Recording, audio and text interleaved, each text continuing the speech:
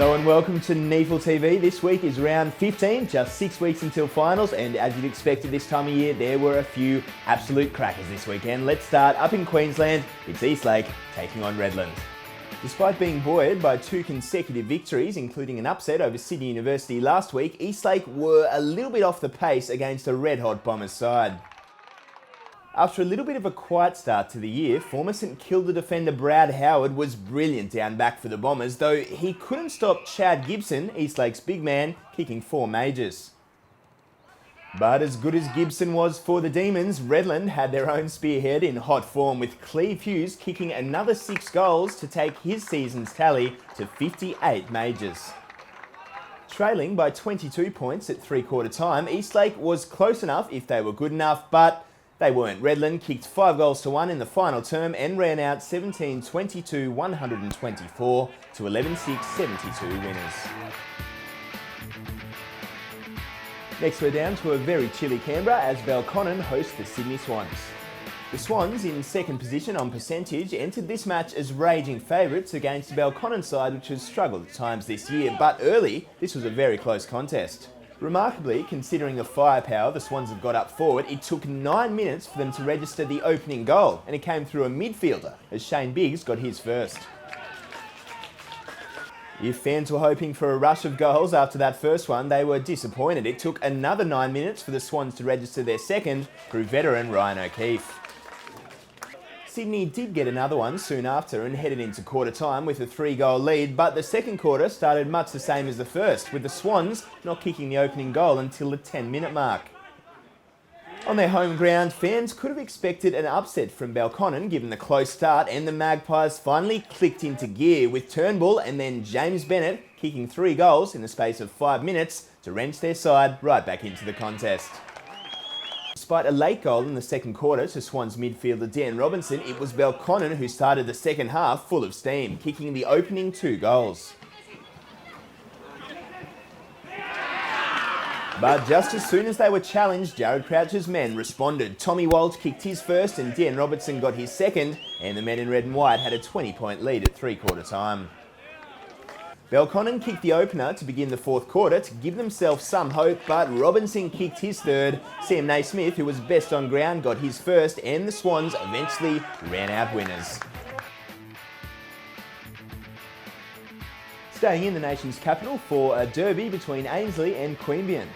After a competitive start to the year, Queanbeyan hasn't tasted victory since round 6, and they had their work cut out for them against an Ainsley side which has played some good football in 2014.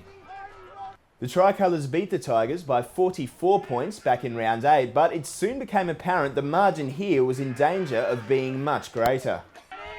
Ainsley was simply dominant. They kicked 13 goals to 1 in the first half and led by 100 points exactly at three-quarter time. They had 6 men who kicked more than 2 goals, led by Eric Stone, who kicked 5, Nick Salter, who finished with 4, and Clinton Mathis, who bagged 3. And in the end, Ainsley, they shored up their finals aspirations, winning 22-8, 140 to 8-3, 51.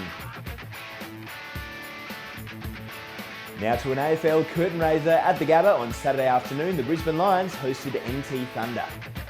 This match looked a tantalising prospect on paper, and it didn't disappoint early as Jackson Payne kicked the opener before Darren Boof Ewing kicked 2 straight for NT. In his 50th game, Shannon Rioli got amongst the goals before Alwyn Davey and Willie Rioli Jr. kicked goals of their own, and NT had streaked out to a 25-point lead.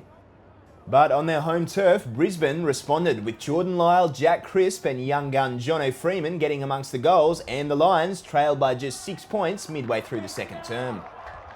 After Lyle put his team in front for the first time all afternoon, captain Cam Eylis and then Willie Rioli Jr. stepped up for the Thunder, and the visitors had a half-time lead. As in the first half, this game continued to be a seesawing encounter with the sides trading goals.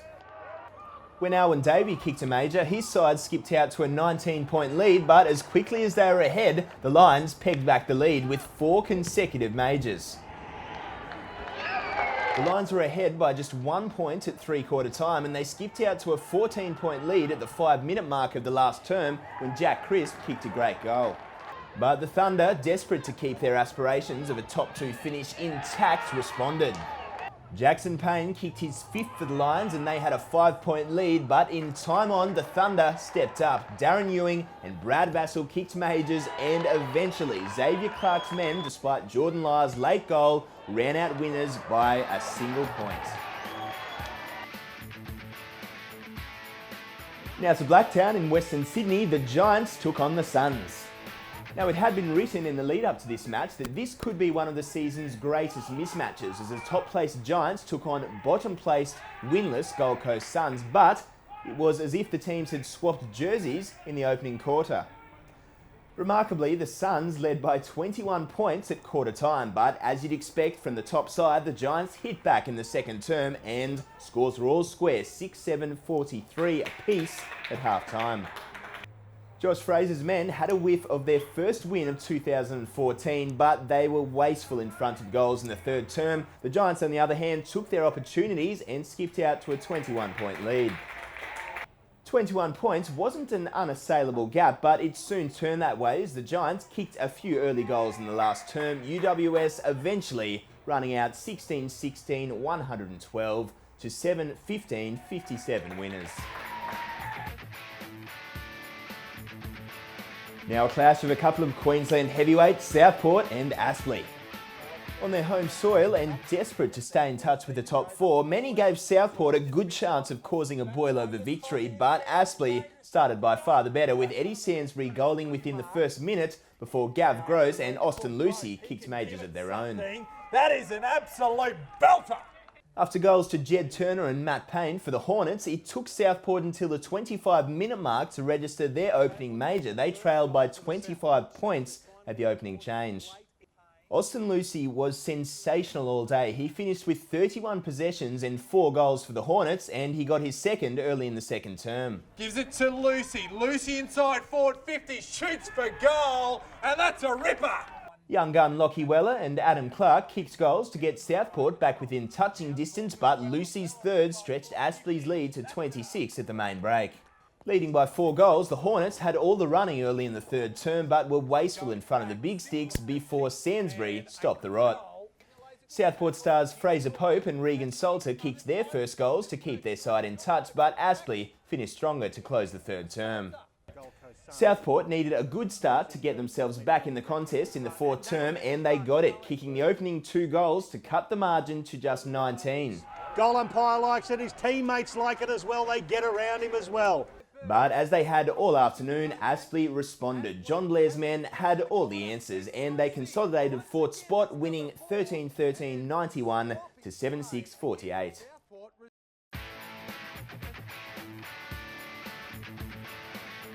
Now on Sunday afternoon to a sun-drenched Drummoyne Oval, it's Sydney University taking on Sydney Hills Eagles. After struggling against Hills last year, Sydney University have won the first 2 of these sides' clashes in 2014, but they were battling a Hills side that's in form and kicking with the assistance of a heavy breeze in the first term. But despite the assistance of that win, Michael Sankey's men were wasteful in front of goals, kicking 2 goals to 7 compared to a student side which had 4 straight in the first term. And Thompson it was. Did he take that mark? Well, he plays on anyway.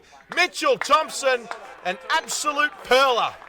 The wind died down after quarter time, but it didn't stunt the students' run as Daniel Gilmore's men got right on top. Just out of nowhere. With the margin still relatively close, a couple of instances of ill discipline cost Hills dearly, and they fell behind. There's always a lot of heat in this local rivalry, and as expected, Hills lifted in the third term. And kick it he does! Brilliant kick by Skews. Despite kicking 3 goals to 1 and getting themselves back into the contest in the third term, not everything was going the Eagles' way, much to the delight of a raucous home crowd. The boys on the hill like it. Oh, is the crowd giving it to him or what? Trailing by 19 points at 3/4 time, Hills needed a lift, and they got it from Scott Reid. Oh! But despite that, and the best efforts of the likes of Garlick and Ferguson, the Eagles were simply outclassed in the end. Wilson, Thompson and Orr led the way for the students, and Daniel Gilmore's men, after 2 tough losses, they got back on the winners list 17-5, 107 to 9-12, 66. Now to round 15's mark and goal of the week.